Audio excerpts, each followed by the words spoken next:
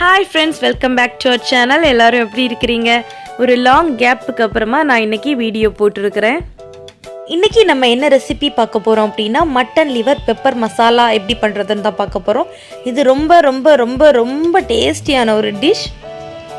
இது பாலாடை ஓட்டாடையோட ரொம்ப சூப்பரான காம்பினேஷனா இருக்கும். பாலாடை ஓட்டாடை ரெண்டுமே எப்படி பண்றதுங்கற லிங்க்கும் நான் கீழ டிஸ்கிரிப்ஷன்ல கொடுத்திருக்கேன். போய் வீடியோவை பார்த்துக்கங்க.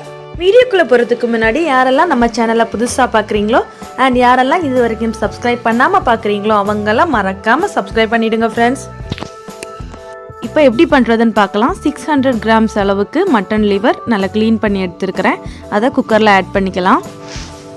அந்த மட்டன் லிவரோடையே அதுக்கு தேவையான அளவு சால்ட் ஆட் பண்ணிடுங்க. அப்புறமா 1/4 டீஸ்பூன் அளவுக்கு மஞ்சள் தூள் ஆட் பண்ணிடுங்க. அப்புறம் 1 teaspoon ginger garlic paste add பண்ணிக்கலாம். 1 டீஸ்பூன் பெப்பர் பவுடர் ஆட் பண்ணிக்கோங்க. 1 கப் அளவுக்கு வாட்டர் ஆட் பண்ணி குக்கரில் 10 விசில்ஸ் குக் பண்ணிடுங்க. 10 விசில் வரது வரைக்கும் குக் பண்ணிக்கலாம். ஒரு கடாயில் 3 டேபிள் ஸ்பூன் அளவுக்கு கோகனட் ஆயில் ஆட் பண்ணியிருக்கிறேன். ஆயில் நல்லா சூடானதும் கட் பண்ணி வச்சிருக்கிற 2 பெரிய வெங்காயம் ஆட் பண்ணிடுங்க. இப்போ இந்த வெங்காயத்தை நல்லா வதக்கிக்கலாம். வெங்காயம் வதங்கிக்கிட்டு இருக்கும்போதே 1 டீஸ்பூன் ஜிஞ்சர் கார்லிக் பேஸ்ட் 2 பச்சை மிளகாய் ஆட் பண்ணிடுங்க. இப்போ இந்த வெங்காயத்துக்கு தேவையான அளவு சால்ட் ஆட் பண்ணிடுங்க. மட்டன் லிவரில் நம்ம சால்ட் ஆட் பண்ணி தான் குக் பண்ணி வச்சுருக்கிறோம். அதனால உப்பு போடும்போது கொஞ்சம் கவனமாகவே போட்டுக்கோங்க.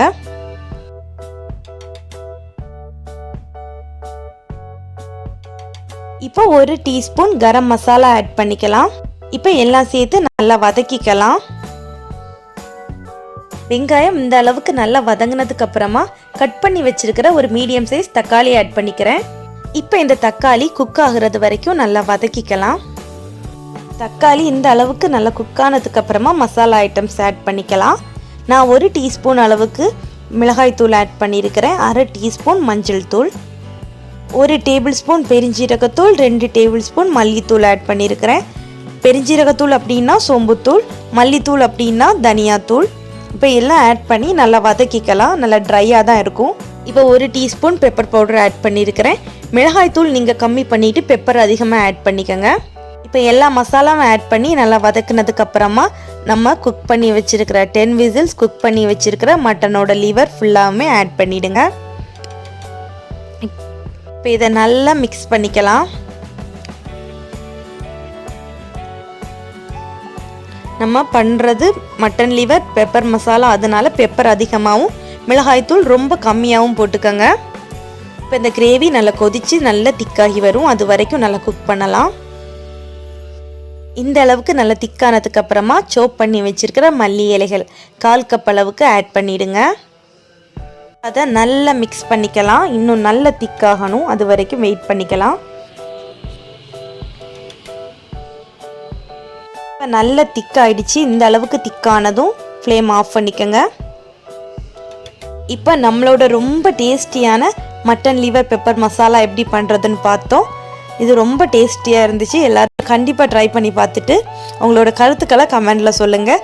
இந்த வீடியோ உங்களுக்கு பிடிச்சிருந்துன்னா லைக் பண்ணுங்கள். உங்களோட ஃப்ரெண்ட்ஸ் எல்லாருக்குமே ஷேர் பண்ணிவிடுங்க. இன்னும் நிறைய இன்ட்ரெஸ்டிங்கான ரெசிபீஸ் வந்துக்கிட்டே இருக்குது. தொடர்ந்து நம்ம சேனலோட எல்லா வீடியோஸும் பார்த்துக்கிட்டே இருங்க. வீடியோக்கு கீழே இருக்கிற ரெட் கலர் சப்ஸ்கிரைப் பட்டனை ப்ரெஸ் பண்ணி நம்ம சேனலை சப்ஸ்கிரைப் பண்ணி எனக்கு சப்போர்ட் பண்ணுங்கள். அப்புறம் அது பக்கத்தில் இருக்கிற அந்த சின்ன பெல் ஐக்கானும் ப்ரெஸ் பண்ணிவிடுங்க.